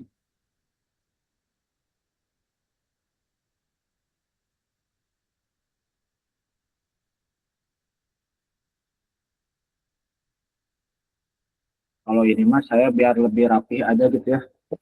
Biar lebih rapih aja, jadi saya ngedefinisinya seperti ini. Biar kelihatan gitu, ini tuh buat menghandle klik dari button ini gitu. Ini bakal sama aja sih ya harusnya. Nah, sama aja ya. Itu untuk event handling gitu ya. Sebenarnya bukan hanya on click aja gitu ya, banyak event-event yang lainnya, tapi di sini yang mau digaris bawahi itu on-click itu atau event itu semuanya menerima function. Jadi teman-teman itu di sininya harus mendefinisikan sebagai function gitu. Kalau misal teman-teman cuma kayak gini, ini akan di run atau bukan di run, tapi akan dieksekusi pada saat atau di loop terus. Jadi walaupun si buttonnya itu nggak diklik, tapi ininya akan terus ada gitu. Oh, 2 kali ya. Kenapa ya? Ya pokoknya si alert ini akan dieksekusi bukan pada saat si buttonnya itu diklik kalau kita bikinnya kayak gini. Makanya kita bikinnya harus dengan function yang benar gitu. Tapi sebenarnya alert juga function bukan sih? Ya pada intinya harus gini ya bikinnya terus gini gitu. Terus kalau misal mau kayak tadi si aksesnya bukan gini, bukan handle klik terus gini, bukan, tapi gini. Kalau gini kita coba lihat ya apa yang terjadi. Sama kayak tadi itu. Jadi walaupun si button yang nggak diklik, ini akan tetap berjalan gitu. Alertnya akan tereksekusi gitu. Jadi yang benar itu adalah dengan meniadakan ini gitu ya. Itu untuk event handling. Nanti teman-teman bisa atau nantilah di pertemuan selanjutnya juga kan ada berbagai macam materi yang butuh handling event juga.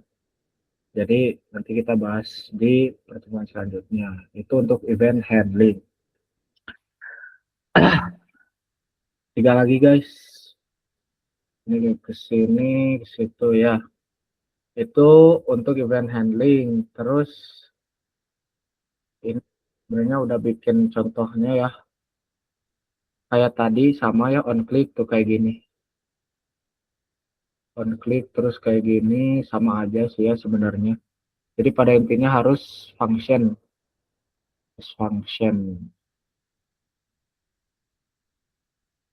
Terus kita lanjut ke conditional rendering. Sebelumnya sudah saya mentionnya di awal. Jadi React ini bisa melakukan atau merender tampilan berdasarkan kondisi yang kita minta gitu. Misal kayak tadi ketika suatu variabel bernilai true, maka halaman misalnya berwarna putih. Atau kalau misal bernilai false, itu halaman akan berwarna hitam misalnya. Itu semua bisa dilakukan di React dengan memanfaatkan ya conditional rendering ini gitu. Yang dimanfaatkan tentunya lagi-lagi state gitu ya, state yang bisa berubah atau bisa berubah untuk mengubah tampilan dari suatu halaman tertentu gitu. State itu ya, bentar ya, kita bahas use state-nya dulu paling ya. Kita bahas use state-nya. Jadi use state itu adalah hook yang digunakan untuk menyimpan dan mengelola state gitu ya. Jadi untuk teman-teman bisa membuat state, membuat penyimpanan data yang bisa berubah secara dinamis tadi, itu teman-teman harus menggunakan use state gitu. Use state ini adalah hook gitu. Hook ini nanti kita bahas ya di sini karena kita belum masuk dulu ke sini, tapi kita mau coba singgung dikit soal penggunaan use state untuk mencontohkan conditional renderingnya gitu ya. Nih teman, kalau kita mau pakai use state kita harus import dulu use state. Nah gini ya. Terus bikin state itu teman-teman harus bikin ya di dalam function komponen, tapi sebelum return dan posisinya paling atas. Ini bikin destructuring lagi-lagi ya teman-teman harus belajar yang namanya ES6 plus di JavaScript terlebih dahulu gitu atau ECMAScript 6 lebih dahulu. Jadi ini namanya array destructuring gitu. Kita destructuring array itu jadi dua hal, dan ini emang udah paten ya dari sananya. Jadi kita misal mau buat count, terus ini set count,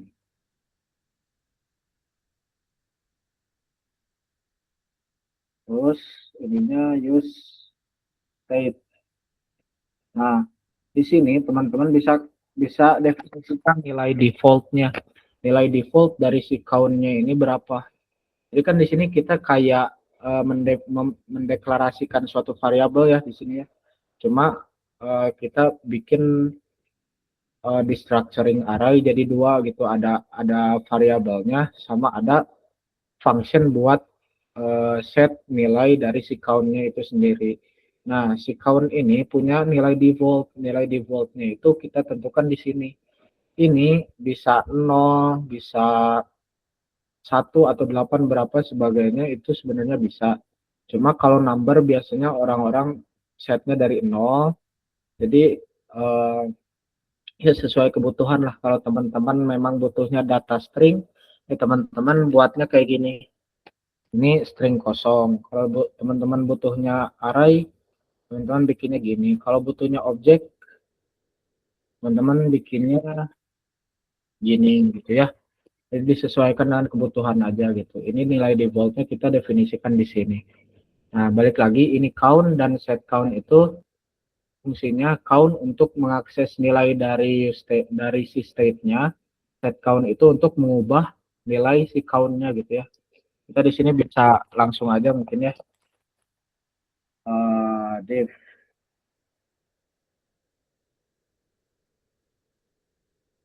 kita akses si count-nya gitu ya.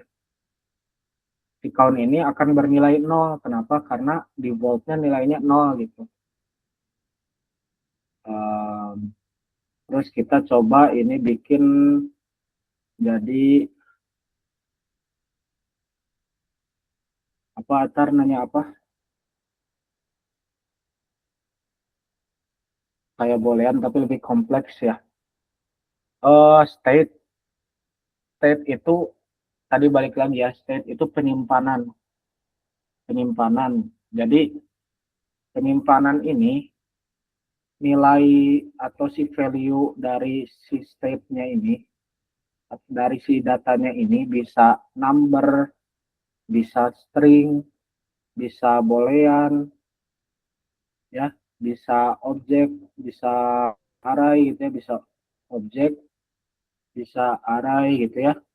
Jadi use state ini ya kayak satu fitur yang dimiliki oleh React untuk mengelola si state-nya gitu, mengelola data dari mengelola data yang kita butuhkan lah ya. Kalau di sini kita definisikan state yang kita butuhkan itu adalah variabelnya count, dan si state-nya itu punya function namanya set count gitu. Set count ini nanti digunakan untuk set data baru dari si count-nya gitu. Misalnya gini ya, kita coba handle kliknya kita ubah ya, jadi set count sama dengan atau ditambah 2 misalnya ya. Ini ubah lagi ke number jadi 0. Jadi di sini itu teman-teman bisa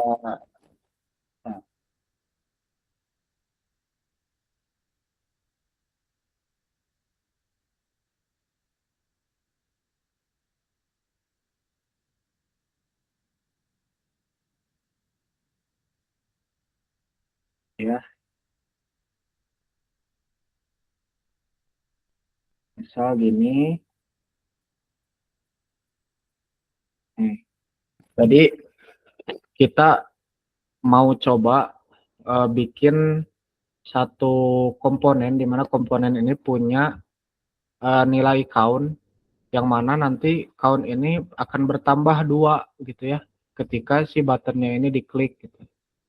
Kita coba ya ke browsernya.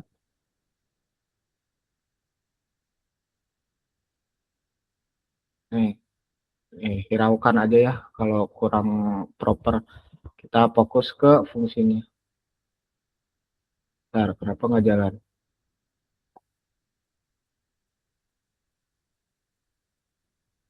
On click, handle click, set count-nya. Oh, saya ini ya, nyimpennya jangan di sini ya. Karena set count itu kita definisikannya di sini. Simpennya di sini. Kalau gini harusnya udah bisa nih. Tuh, ini udah berjalan ya. Ini state itu sifatnya selama webnya nggak di refresh, itu si state-nya akan segitu-segitu aja gitu. Jadi kalau di refresh, balik lagi ke nilai default-nya, yaitu 0 tadi ya. Ya, gitu ya. Jadi kalau kita lihat lagi di sini, si button itu fungsinya untuk menambahkan variabel count dengan angka 2, di mana count ini didefinisikan pertamanya merupakan 0 gitu di sini. Cara untuk nambahinnya adalah dengan cara seperti ini gitu. Akses fungsi set count-nya, terus panggil count-nya ditambahkan dengan 2. Ini jam berapa sih? Belum ya? Aman ya. Jadi hasilnya seperti ini gitu. Ditambah 2, ditambah 2, ditambah 2, ditambah 2, ditambah 2, dan seterusnya gitu ya. Tuh, teman-teman bakal lebih kerasa kalau teman-teman sambil nyoba sih.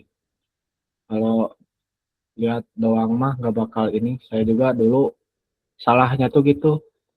Jadi selama berapa semester saya tuh nggak pernah buat project real langsung gitu. Tapi saya emang aktif buat belajar lewat tutorial, nonton tutorial segala macam itu aktif sebenarnya. Cuma nggak ada nggak ada nggak ada apa namanya nggak ada orang jadi poho rek ngomong naon cok. Tadi tapi mana sih orang melong ya nggak ada apa ya nggak ada pengapaian Praktek. dari skill yang orang pelajari itu orang merasa bisa tapi padahal mah orang nggak bisa gitu. Jadi teman-teman emang harus buka VS Code-nya ngoding gitu ya. Terus kita lanjut lagi ke yang selanjutnya. Emang emang ini tuh kan tadinya React mau 4 pertemuan ya. Tapi ya karena ada eh, tambahan materi mungkin nanti ya. Jadi kita padetin jadi 2 pertemuan jadi 1 pertemuan makanya agak cepat juga mungkin kayak bosen juga ya karena kayak terus-terusan dimasukin teori baru, teori baru, teori baru.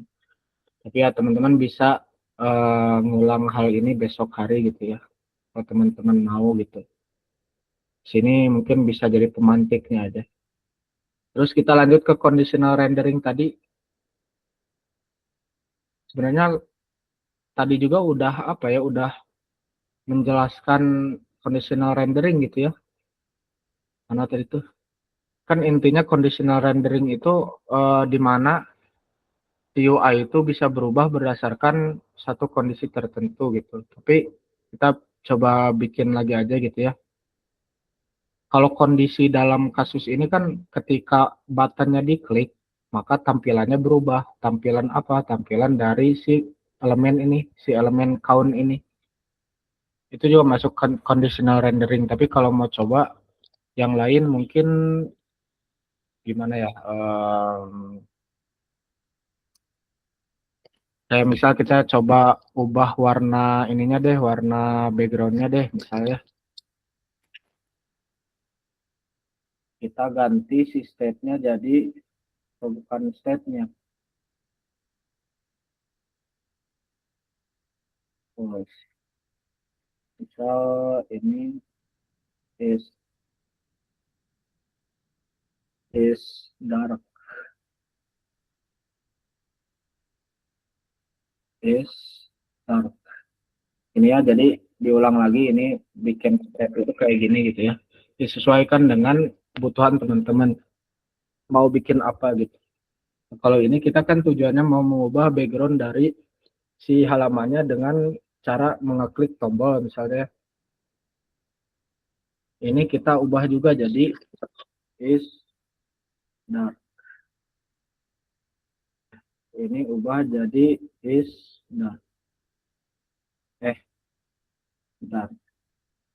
That is dark true. Misalnya ya. Nah, di sini teman-teman bisa kayak gini teman-teman, kalau kalau balik lagi ya, teman-teman harus belajar yang namanya ES 6 plus.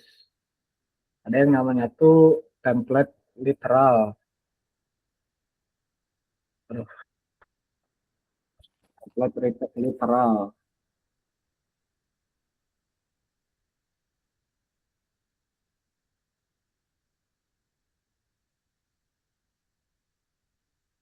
Jadi template literal ini tuh fungsinya adalah untuk apa namanya?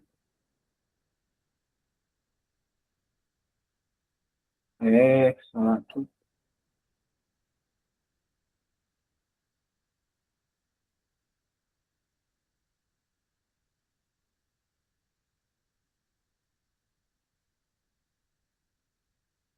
Orangnya pode ya.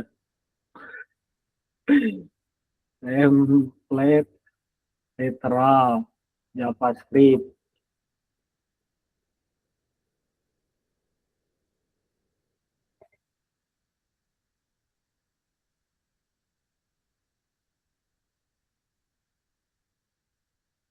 Oh, hitam cok. Akhirnya aku udah kali laptop anyar teh RAM-na teh cukup cok. Kunaon aja ya ja. Itu pakai bungkus pakai kurung kurawa sebelum detik. Oh iya juga ya. Nah, Wah, kacau. Mana pula balik ya. lagi, ini sebenarnya sengaja disalahin biar ada pelajaran yang bisa diambil gitu ya. Jadi teman-teman, template literal itu kan ekspresi JavaScript ya. Jadi teman-teman harus menggunakan kurung kurawal dulu gitu ya. Nah, fungsi template literal ini tuh supaya oh iya siap, supaya apa namanya, si JavaScript dengan string itu bisa ditulis secara gampang gitu ya. Di sini kita is dark.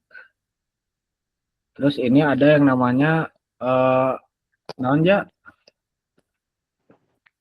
ternary operatornya, ternary operator. Jadi kayak if dan else lagi, cuma ini lebih singkat aja gitu, pakai simbol-simbol seperti ini. Jadi ini tuh kita kita nanya apakah is dark itu sama dengan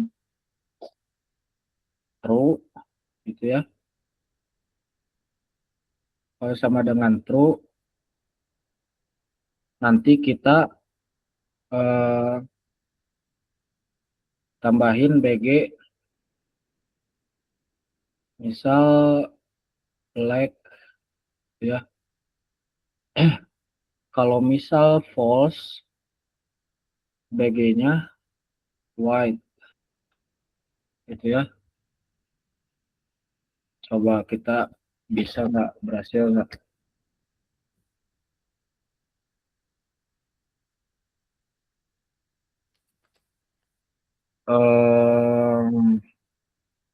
Nah, berhasil ya. Jadi ketika si buttonnya ini diklik, itu akan mengubah si state yang awalnya false jadi true. Terus di sini dikondisikan gitu ya. Ketika si is dark-nya sama dengan true, itu kita menambahkan string bg slash black gitu ya ke dalam class name-nya gitu. Kalau false bg white gitu ya. Jam segini ya bentar. kita percepat. Tadi berarti kita udah bahas soal conditional rendering, list key belum.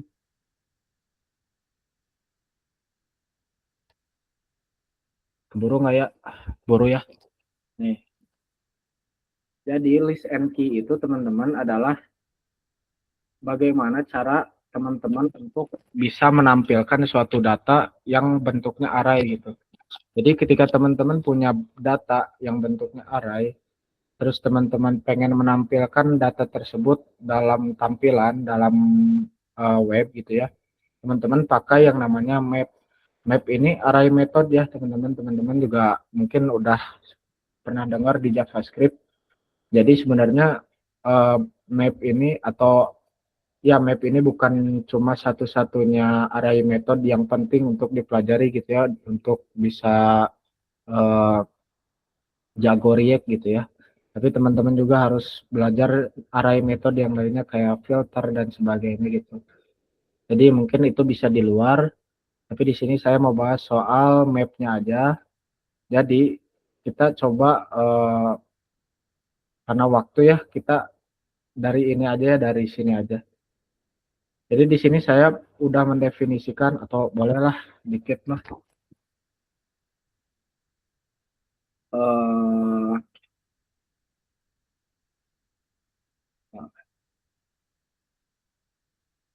Maka mahasiswa JS, misalnya fonts data mahasiswa dengan gini, terus salah. Jadi kan ini data mahasiswa ini adalah array dari objek gitu ya, array of object, di mana setiap objek ini punya yang namanya ID. Misal ID-nya 1, terus nama kita buat 2 aja ya, ada ini, jangan lupa koma, ini koma ke sini ID 2, nama ini misal Rija. Nah, ya, jadi kita udah punya data, tinggal kita ekspor si variabel ini untuk bisa diakses sama yang lain gitu. Kita coba pakai di sini aja ya. Kita pakai di sini. Jadi kita import dulu karena udah diekspor, kita bisa import data mahasiswa. Tuh udah ada. Kita pakai. Nah, untuk menampilkan data tersebut, kita pakai yang namanya tadi map gitu, array method tadi. Nah, caranya adalah dengan kita misal ini, karena kita mau pakai ekspresi JavaScript, jadi kita pakai kurung kurawal dulu ya. Nah, terus kita data mahasiswa dipanggil, jadi arraynya dipanggil, terus map. Jadi kita mau memperlakukan map atau metode map kepada data mahasiswa. Terus nanti teman-teman caranya itu adalah dengan seperti ini, menampilkannya tuh ya.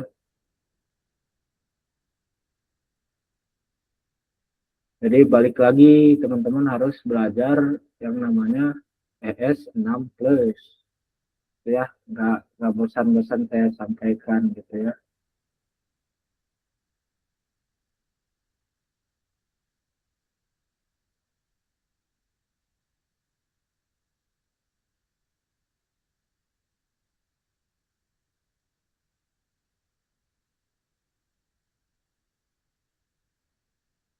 Naon sih teh?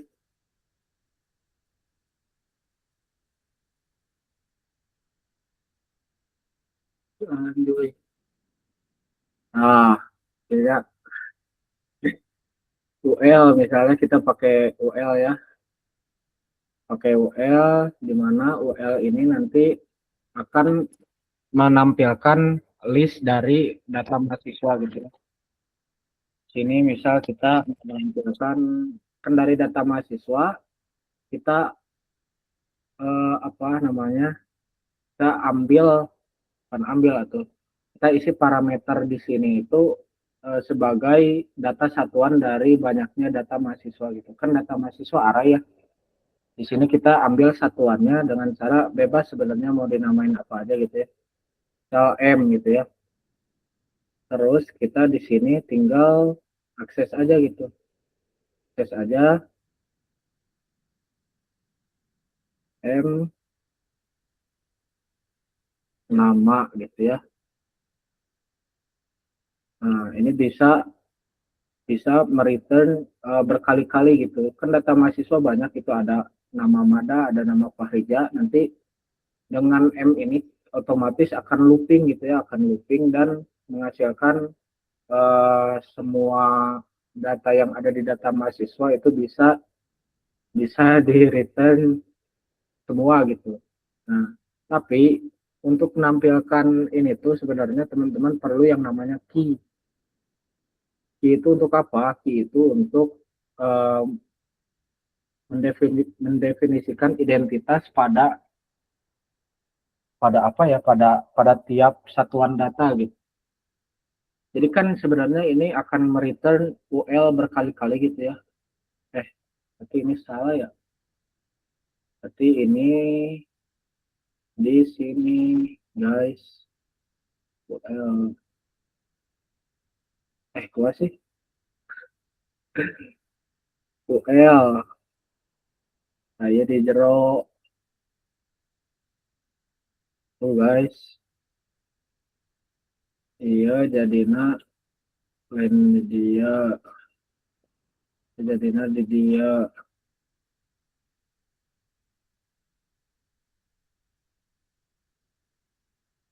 Nah jadi kita harus set key-nya. Key-nya itu apa? Biasanya kan identitas dari suatu data itu ID ya, yang menggambarkan identitas yang unik itu pada suatu data itu ID. Jadi kita pakainya ID. Tapi sebenarnya kalau misal datanya tidak punya ID, teman-teman bisa menambahkan yang namanya indeks. Ini sebenarnya namanya juga bebas gitu ya, mau indeks, mau I, mau apa segala macam itu bebas gitu ya. Teman-teman tinggal ininya aja di sini I gitu. Kalau pakai indeks berarti teman-teman aksesnya gini, m.id. Jadi ngambil data satuan mahasiswa berdasarkan, bukan berdasarkan, mengambil ID dari data satuan mahasiswa bernama apa misalnya. Perbedaannya apa bang? Anjay.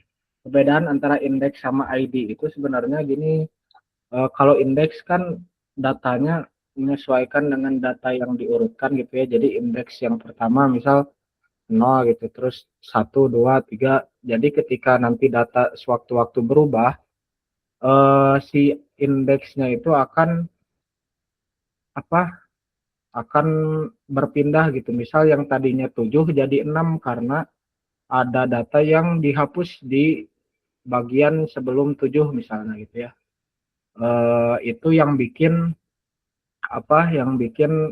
indeks itu kurang disarankan gitu. Jadi lebih baik menggunakan ID yang tertera pada data seperti itu. Oh ini belum dilihat ya hasilnya. Kita lihat dulu hasilnya.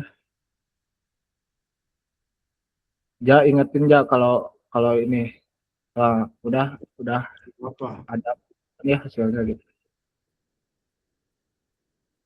Itu untuk list and key gitu ya. Teman-teman bisa pelajari sendiri. Ini karena waktu juga, jadi sayanya buru-buru gitu.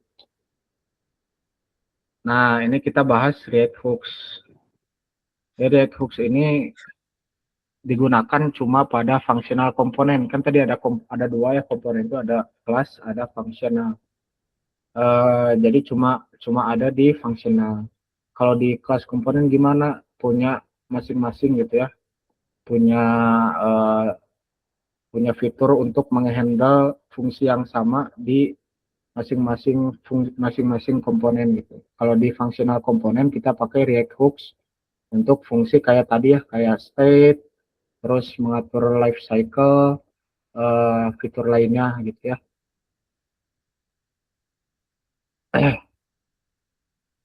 Nah, kita akan bahas built-in React hooks itu. Tapi di sini nggak bakal banyak-banyak, saya cuma mau nampilin 3. Sebenarnya banyak, itu ada belasan kalau nggak salah, atau mungkin 20-an gitu. Tapi kita bahas di sini cuma 3. Yang pertama tadi kita udah bahas soal use state ya. Ya fungsinya untuk menyimpan data pada state gitu, pada penyimpanan internal React. Untuk use effect kita coba langsung aja ke use effect ya. Nah, jadi use effect ini adalah hook yang menangani side effect yang memberlakukan konsep life cycle padanya. Ini banyak istilah baru ya. Jadi saya jelasin dulu 2 hal penting dalam use effect itu. Ada namanya side effect sama ada yang namanya life cycle ya teman-teman ya. Side effect itu jadi adalah di sini ada kalau nggak salah, nggak ada ya. Jadi side effect itu intinya aksi-aksi yang apa ya, di luar apa. Kita coba cari aja deh. Saya juga lupa. Side effect pada React itu apa? Proses atau perilaku komponen yang terjadi di luar proses rendering utama. Tuh. Jadi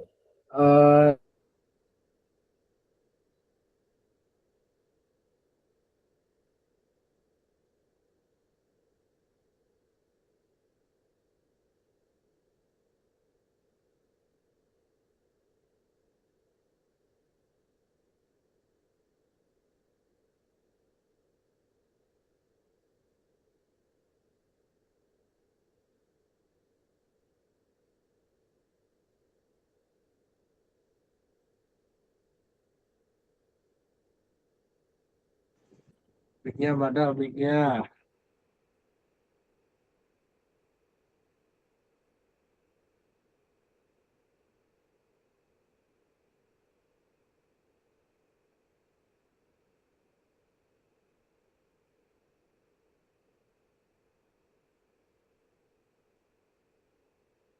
Mic-nya brother.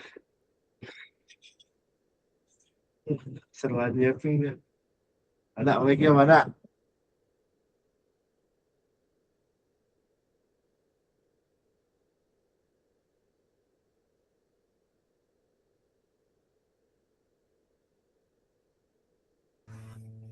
Kang, mic-nya nggak nyala, Kang. Masa harus di translate kurang.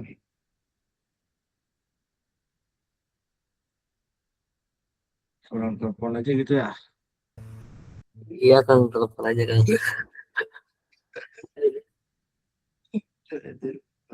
Cocok.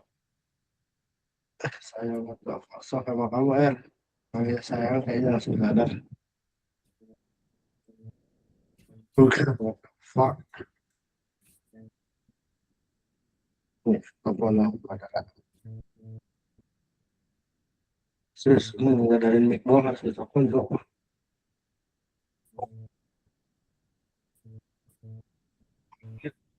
Oh, di mute. Oh, iya. Tapi orang ngojek di mute, cowok. Tiga bapak-bapak iya, anjuy. Udah cok, kayaknya mah side effect mah terlalu berat kalau buat kencang-kencang, mending lanjut ke depan deh. Minggu Jangan. depan ya, boleh deh. Soalnya side effect lumayan rada harus di apa kayak dicerna dulu cok, nggak bisa dicepet-cepet. Ya, boleh deh daripada meledak, cowok. Terus buat kuis gimana aja? Quiz, quiz. quiz langsung turunkan quiz. Sekarang. Oh ya Yes. udah, sok. Maaf ya guys ya kalau telat. Saya lupa ada kuis, cok. Telat banget tuh. Bukan telat sih. Bukan telat, anjir ini mah. Lebih sering. Bagus, mantap.